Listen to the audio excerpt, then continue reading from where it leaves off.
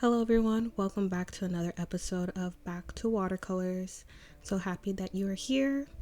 If you are not familiar with these episodes, you don't have to watch previous ones to watch this one.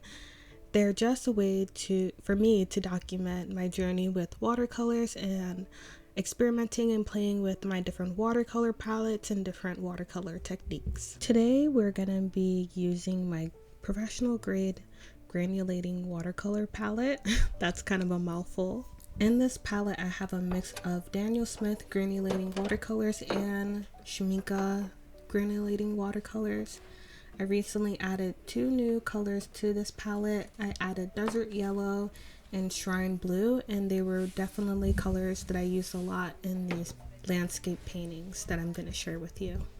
I have been very interested in watercolor landscapes, especially ones that are very loose and expressive.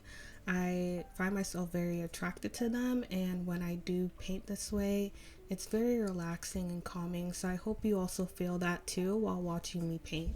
In this granulating watercolor palette, I have Moon Glow by Daniel Smith, Amethyst Genuine by Daniel Smith, Ultramarine Red by Daniel Smith, Rose of Ultramarine by Daniel Smith, Ultramarine Violet by Daniel Smith, Lunar Blue by Daniel Smith, Desert Yellow by Schmincke, Glacier Brown by Schmincke, Galaxy Rose by Schmincke, Potter's Pink by Schmincke, Tundra Green by Schmincke, Forest Brown by Schmincke, Forest Gray by Schmincke, Shrine Blue by Schmincke, Tundra Blue, and Tundra Violet by Schmincke. I have been slowly developing my professional grade granulating watercolors for the past 3 years now, and I feel like the Desert Yellow helped round out this palette a lot.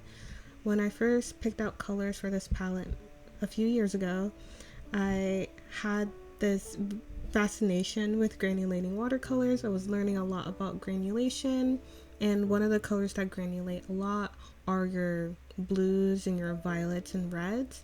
So I ended up picking up a lot of those colors, and then I added a couple of greens here and there, but not too many. I feel like the Desert Yellow finally kind of rounds out this palette a little bit more than it was before, and it made it a lot easier to paint these landscapes. Most of these colors, not all of them, could be used for landscape painting. Again, my landscapes are not really realistic. It's very whimsical, it's very dreamlike is what I would describe them. Maybe very free and watery.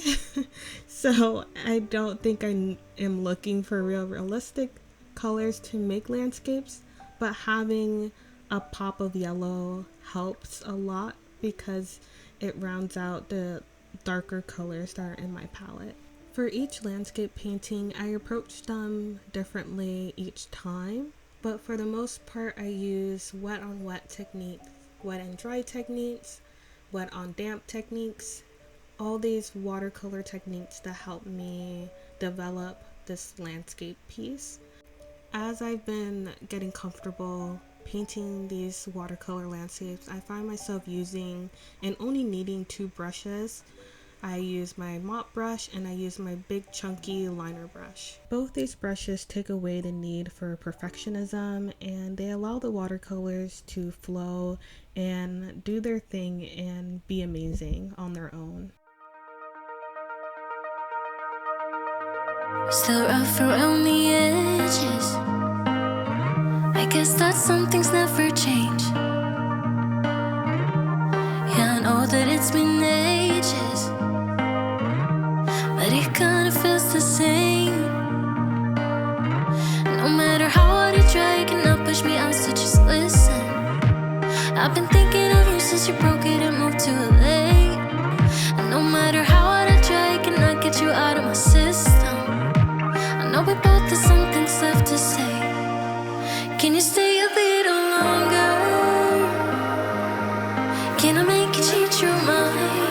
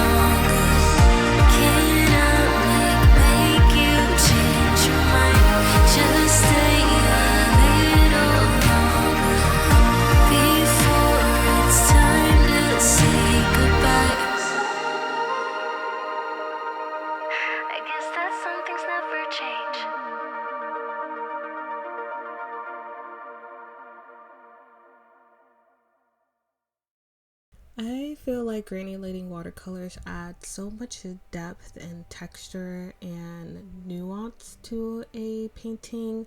Like, you never really know what you're gonna get, how the pigment's gonna granulate, and depending on like what paper you use, how much water you use, you're always left kind of surprised by the end result. And that's why I like to use granulating watercolors a lot, especially for paintings like this where you get to play with water and you get to play with different watercolor techniques. For me, there's no wrong way to paint these little landscapes, and it's been making me want to even add a little touch of realism to them, so they're almost like surreal liminal space landscapes.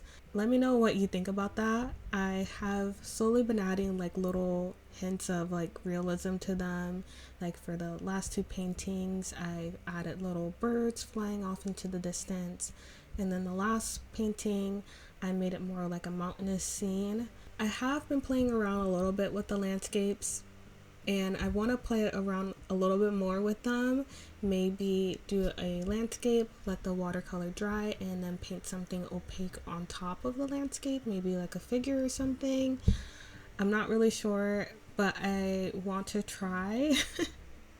Not really sure how it's going to turn out, but I really want to try. It's been playing around in my head a lot. For these landscapes, I definitely stuck to more earthy colors, and I did do a lot of color mixing. One thing that I noticed from my last Back to Watercolor episode where I painted landscapes, I didn't really mix my colors as much as I did here.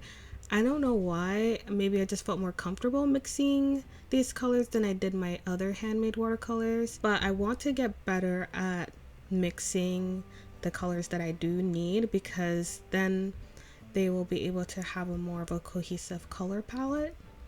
I think I did a really good job with these landscapes. Each have their own color palette, but I do want to try throwing in my ultramarine colors and my reds into the landscapes, because that's not something you'll typically see in landscape paintings unless they're like flowers or something.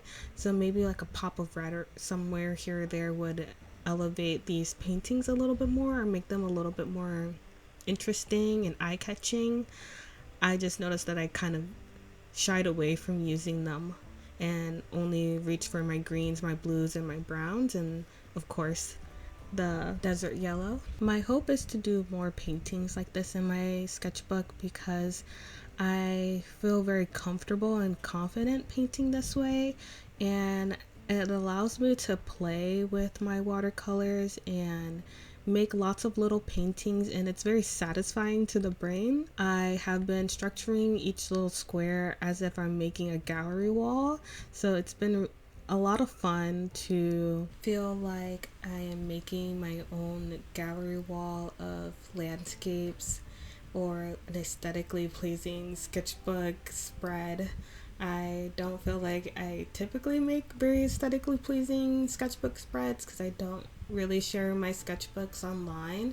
I share them on my YouTube, but I don't post sketchbook videos on my Instagram or anything, or sketchbook pictures on my Instagram. But with these little landscapes, I feel more comfortable sharing them on my Instagram. I also feel more confident painting them. So I want to do more little landscapes in the future, and I hope you guys don't mind. Thank you so much for being here. I appreciate you all, and I'll see you again very, very soon. Bye. Take care.